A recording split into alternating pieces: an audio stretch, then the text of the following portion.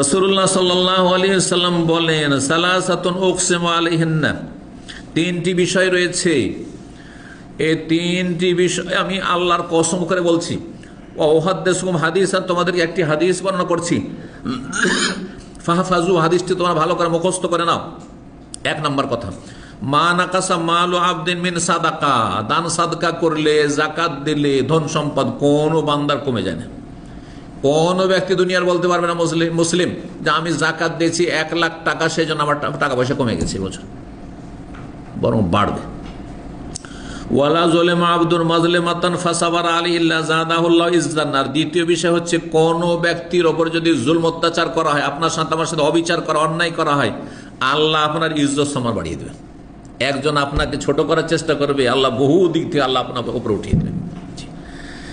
3 নম্বর হচ্ছে, ওয়ালা ফাতাহ আবদুন বাবা মাসআলাতিন, কোন বান্দা, কোন মানুষ যদি ভিক্ষা করা শুরু করে, যাচ্চা করা শুরু করে, চাওয়া শুরু করে, তাহলে ইল্লা ফাতাহাল্লাহু আলাইহি বাবা ফাকরিন, অভাবের দরজা আল্লাহ খুলে দেবেন, অভাবই ঘুচবে না আপনার। হ্যাঁ, শুধু অভাব আর অভাব, খাই খাই খাই খাই, অশান্তি। তিরমিজির হাদিস, হাদিসটি সহিহ।